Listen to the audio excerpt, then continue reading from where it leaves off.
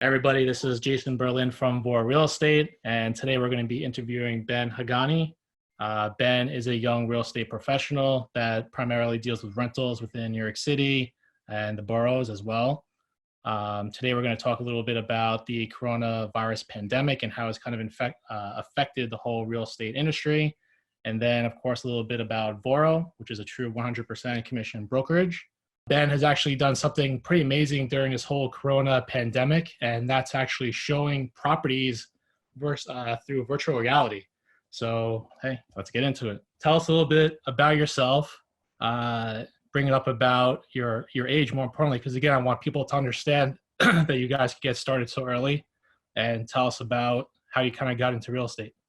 Yeah, so right now I'm 20 years old. I'm going to turn 21 relatively soon. Okay. And I was working at a young age in high school. I was working.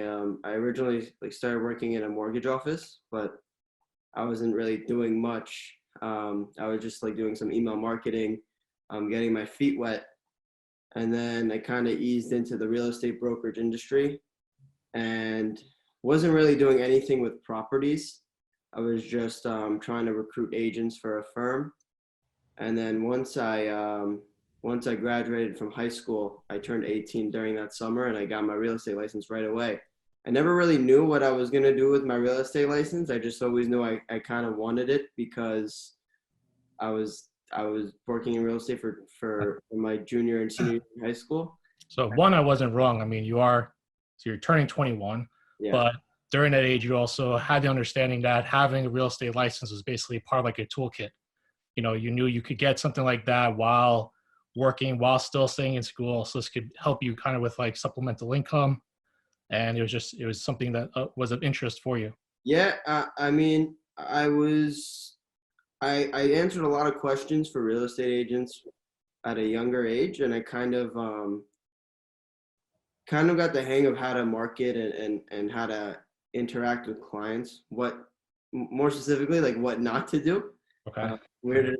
And what to do, because honestly, real estate agents, once they have like a niche and they have something that works for them, they're not going to share it with anybody because well, it's competitive. Yeah, it's a competitive industry, and I don't blame them. It's if you don't do anything, it's a shark eat fish kind of world. Basically, I mean, you were seeing all these different opportunities that were available. I mean, you're involved with social media. You're seeing all the new kind of developments that are coming through for the industry, and you saw some ways to kind of take advantage of that others just kind of, they're already in their own track. They already they were stuck in their own ways, and you were just seeing kind of like behind the scenes what could be done, and you knew how to kind of start taking advantage of that or leveraging the different platforms that you have. Exactly. In any business, in any industry, if you don't adapt to the business conditions and what's going on, you're not going to succeed, or you're not going to do as well as the other people or other businesses. Right now, technology is king, especially in a time like this. You can't even leave your house. That's really all that we have. That's it. Yeah, if you don't know how to use a computer, or if you don't know what kind of platforms to use, if you don't know how to market, I mean, the fault is on you, because there's a great website called YouTube that you could go and learn a lot of things from. And then you have Google, where you could just Google anything you want. And if you look hard enough, the answers will be there. They're not going to be right in front of your face. It's never going to be easy in the beginning. It's always just going to get easier. So I wanted to get into when I first got my real estate license. I was very, very young. And when I got it, someone, I don't remember who it was, but someone's like, wow, you just got your real estate license? You're going to be making so much money. So when I first got my real estate license, I was like, wow, I'm golden. I'm going to be making so much money. And then my first month in, I'm like, wow, Got a lot of work. So many apartments and haven't made $1. So it's really like, I would say everyone is on a different path. Some people succeed more quickly than others, and some people it takes a while for them, but ultimately, during that path to success, or getting to your first deal and first kind of transaction? Not easy, especially when you're doing it yourself. I know that within real estate, a lot of times we have mentors, or we will be, under somebody's wing, holding, helping us out throughout the process. But then there's still those few that will, take everything upon themselves to start. So one thing that I think is pretty cool, and I would like to actually just ask you, what really made you decide to join Voro as opposed to the other literally like thousands of different brokers that are out there? Yeah, so I don't want to say that I started myself, because that's not true. I was working for my boss in high school set me up with a broker who taught me a lot about the industry. And the things I learned most from him is you just got to be different from the rest of the pack. Because if you have the same things, or if you're doing the same thing as everyone else, I mean, you don't really provide anything different to your customers. Yeah. So, I mean, I thought at the time I wasn't learning much from him, but the reality was like It's a start. he did teach me a lot that I didn't know. He like what he taught me wasn't like something that I couldn't do on my own, right? Like he just kind of expedited it. Mm. So this is the thing. When I was showing apartments alone, like he wasn't there holding my hand, which I thought like that's what brokers would do. They would guide you through each transaction because they are taking 50% of your commission. Large cut. Yeah. So what you could do is, I don't know, sign up for a rental course or something if they're, I know somewhere out there, but what you could do is go online and learn how to advertise, or learn how to do like sales. Like there's definitely courses out there. I know. Well, you advertise, you do some lead generation, you get a client, and you're gonna treat that client the same way as you treat a sales client. It's just that sales clients are making an investment rather than rental clients, moving in for a year. So, to me, it just, I showed like maybe around, I wanted probably 100 showings until I made my first deal. And my first deal was it wasn't a lot, but like to me at the time, I was 18 years old. It was a lot of money. Got you motivated. Yeah, it was a $3,300 apartment. And like, that was probably like one of the most nerve-wracking showings I went on, and I ended up getting like $1,600. So right then and there, I was like, yeah, this guy doesn't deserve half my check. And for me, it was just like I was in school at the time, and was rather like, this is the best thing about Voro. You could work on your own schedule and get 100% commission for such a low fee. It's almost like a no-brainer to anybody.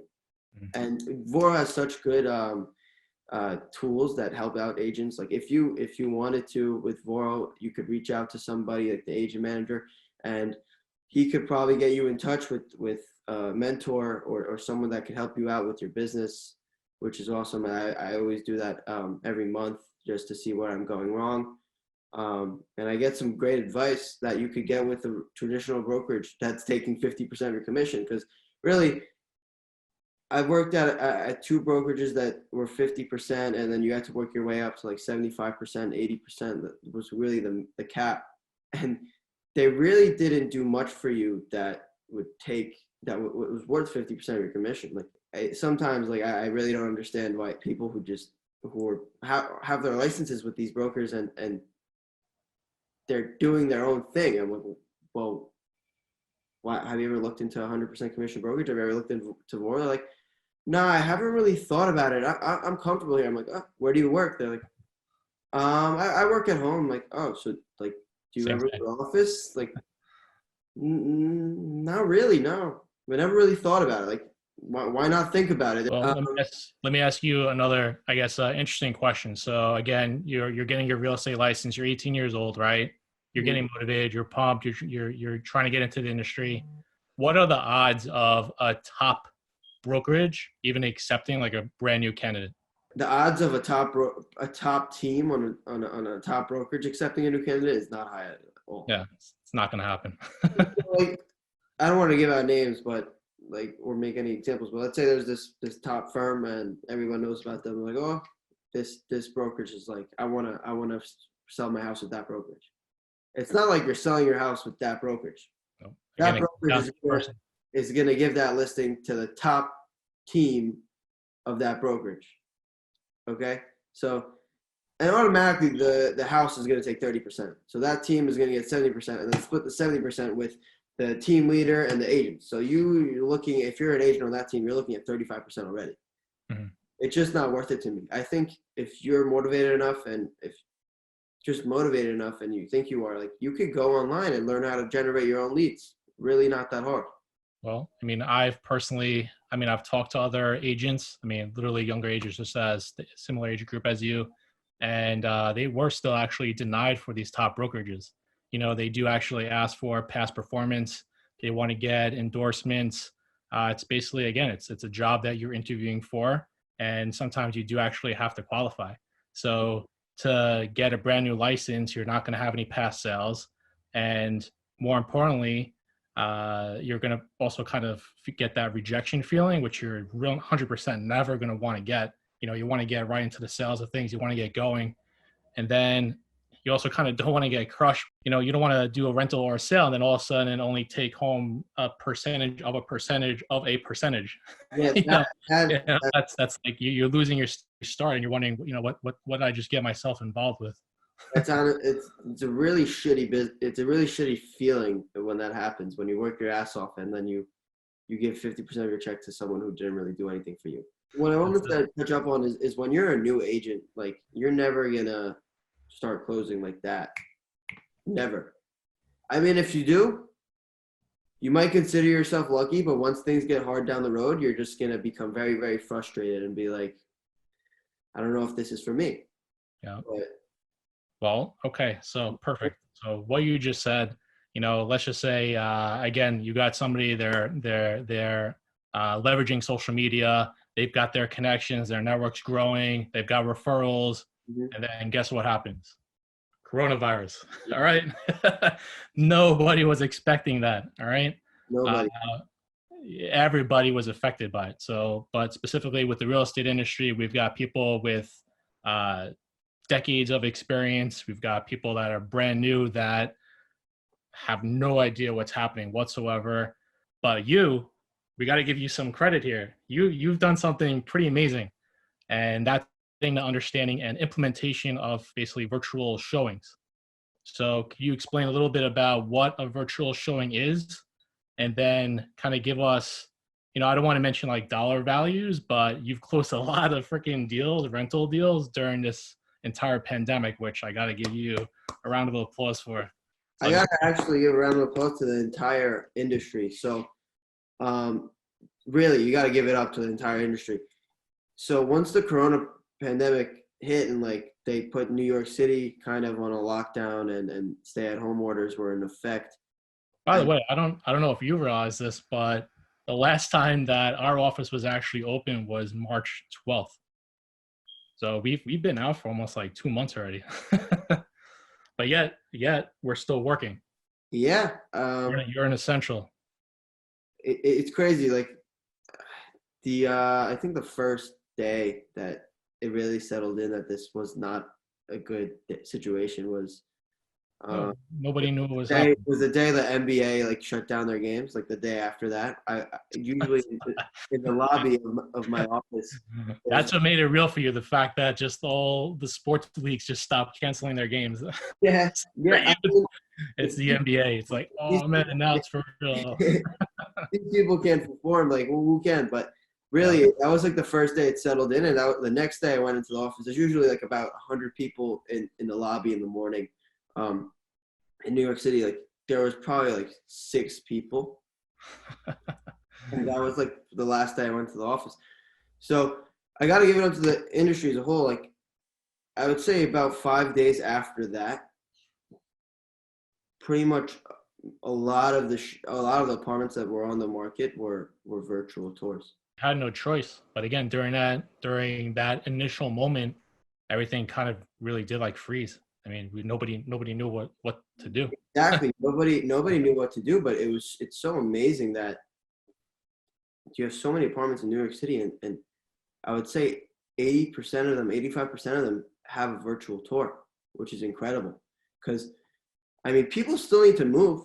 It's not like they're not going to move and their lease is up. They got to go somewhere. And I mean, good renters, they're taking advantage of great pricing right now. Like, Very true. for some of them, it's like, wow, this is an opportunity, and bravo to them. And I'm happy to help them. Like, I have clients come up to me all the time. I'm like, hey, like, they'll inquire on a unit that's not available anymore, or they'll inquire on a unit and they'll say, to be honest with you, Ben, I'm just trying to be an opportunist and get the best available deal. I'm like, you know what? Like, yeah, there's some great deals going on. There's buildings offering you 2 months free on a 12-month lease, even instead of like a 14-month lease, and they're amortizing it, meaning that instead of receiving the free months, they'll average out the rent for you to make it easier for you. Buildings understand that this is a tough time for everybody, and they for like $50 under gross for asking. It's a renter's market. The landlords, they're willing to not necessarily accept anything, but they've got their reserve limit, and they want to feel some sense of security rather than, a loss. Having something's always better than not having anything. Exactly. But I think it's more like understanding that it's a tough time for everybody. Well, so we're talking about virtual showings, right? What has been, tell us a little bit about the steps of actually getting the client, showing the property or rental virtually, to closing a deal, and or showing the other listings. Again, the renter or somebody's, they're not going to go with the first property you show them. So usually you have to go to the place with them, you have to meet them, you have to connect. Again, this goes back to showing your client your individuality, showing them that you're different.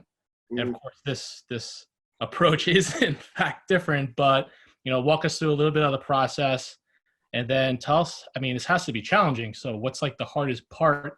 So I don't want to say this was good for me. I really don't want to say that. But before all of that, I had such a busy schedule.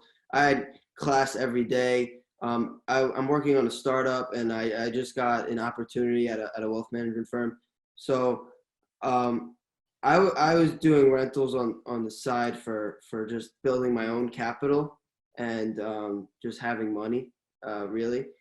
It's like I came home and I'm like, okay, I can't leave. But I still want to work. I don't want to do nothing. So this is the opportunity I saw. 80% of apartments or more now, definitely more now, in New York City, Brooklyn, Long Island City, have virtual showings. For me, I couldn't really go downtown, uptown, Long Island City, Brooklyn. Like I couldn't go to Williamsburg, Greenpoint. I could not do all of those things in a day.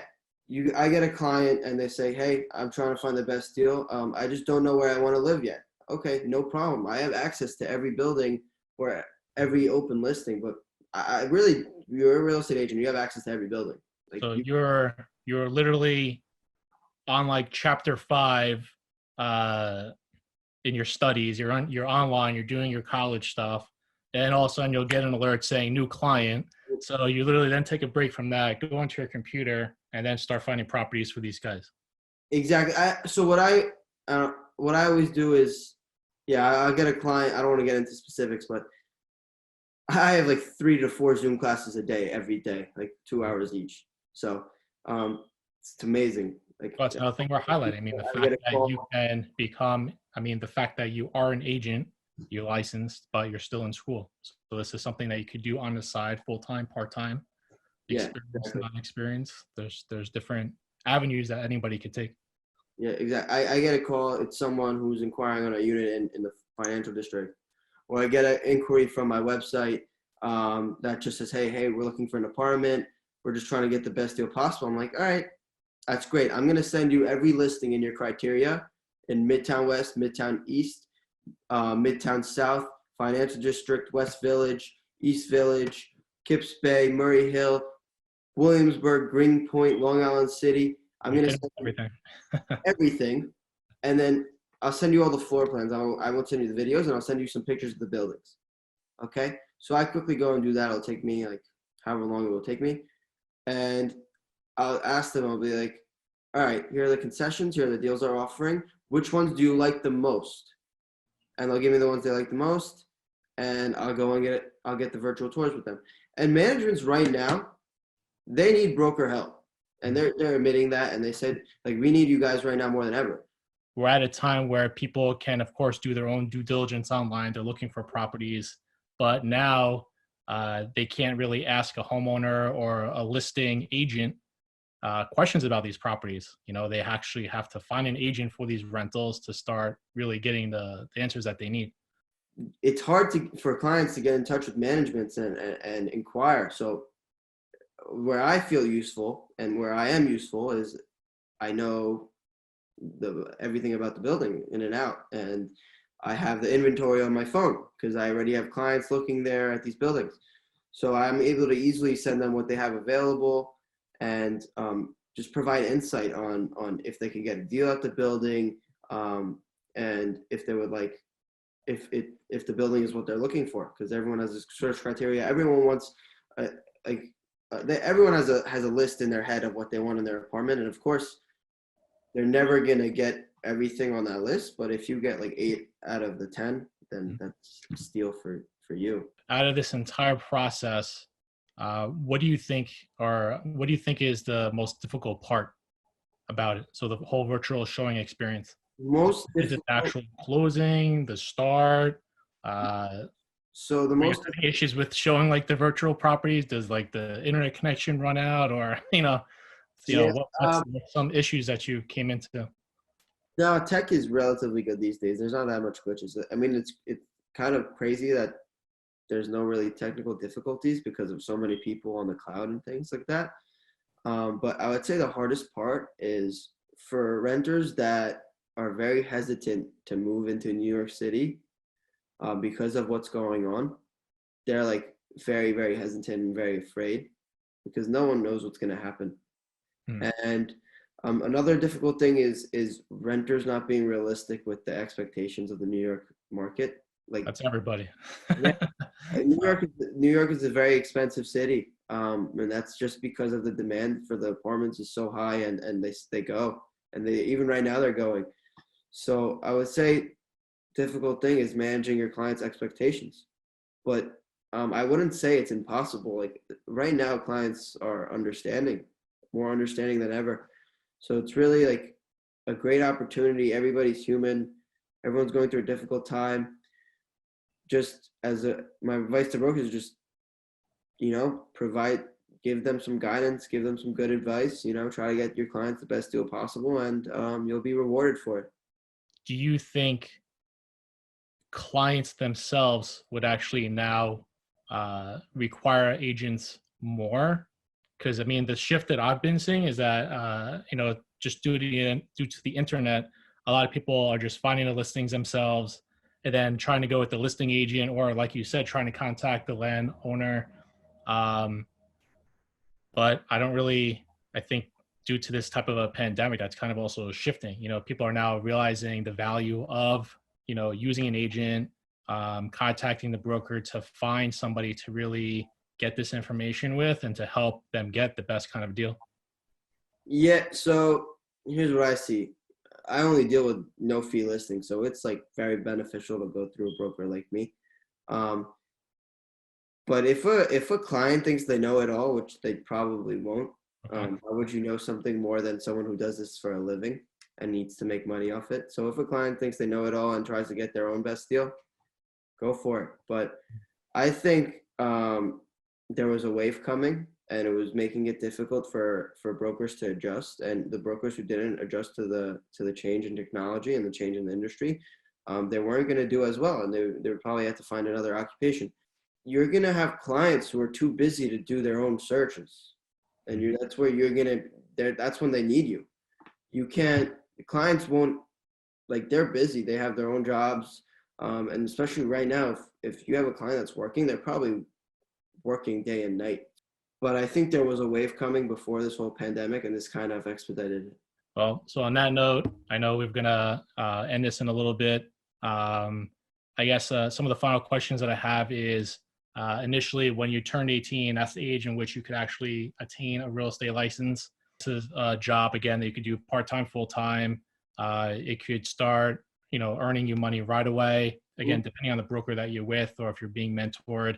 But from your experience specifically, being in school, working, and then studying to get a license, how do you feel that process went for you? And then even now during these hard times, how beneficial has owning or having a license actually been for you? So the process of getting my license was very, very seamless. I took a 75-hour course, I believe. I think it's 70 now. I'm not sure, but it was a 75, well, in New York. yeah, 75-hour course I took, and then I took my school test, and then I took my state test. And that was very seamless process for me. I passed in my first time, got my license right away. It definitely has its benefits, and I think if you're an entrepreneur, you definitely should have your real estate license. I mean, you work Monday through Friday, but on weekends, real estate agents, the successful ones, are working all weekend, showing from 9 a.m. on Saturdays till 5 p.m., 6 p.m. until people stop showing. So your clients are busy during the week. They're not going to want to view during the week. That's when on the weekends is when you make a bulk of your money. So that's one benefit. I can work when I'm not in school or when I'm not in the office. Another benefit is like a time like right now where I can't do my normal work. Well, so in short, you're basically saying don't be lazy, get to work on weekends, and start making some additional money. Yeah. Spend a little additional time. You're out, and especially in New York City, you're out, you're socializing, you're going to networking events. Again, having real estate license itself is basically another tool that you can have in your toolkit. Yeah. You just bump shoulders with somebody. They're saying they're looking for a rental. You're out in the Hamptons. You bump into somebody. They're saying they're looking for a property or a house or even investment. Boom, instant connection. That's Yeah. something you would never have had to begin with. I don't think that happens often. We've seen So it I happen. want to buy a Hamptons house, but I mean, if you don't have the time to go to networking events, take advantage of the internet. Like you'll Ben, get more. we need to get you into the Hamptons when this is all done. We'll get you socializing out there. See what happens. Yeah, We'll I don't think anyone's gonna be bumping into each other for a while after this. virtually. Yeah, that's it. You got to do like a poke or like a hit or something. Yeah. All right, Ben, I think we're good for now. We're running out of time. For all of our viewers, this is one of the first interviews that we've done at Voro. We plan to do plenty more. I believe this Wednesday. Is that when you're going to have the interview with Danny? Yeah, we're gonna have. I think it's a live. So it's a follow-up. Yeah. Okay. So this Wednesday, I'll put the link into the video as well.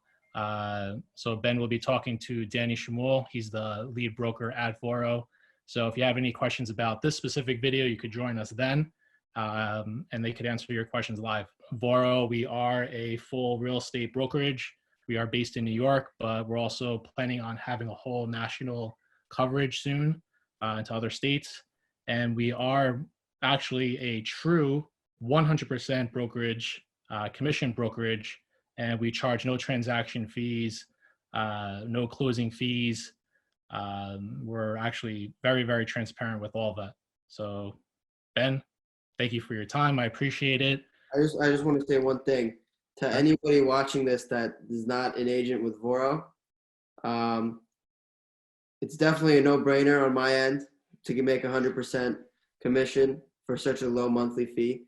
And if anybody's there like struggling during this whole coronavirus, struggling to make business, struggling to get some leads, I'm sure Jason's going to put my contact information in the description, and I'll be happy to help you out. Just reach out, shoot me a text or an email.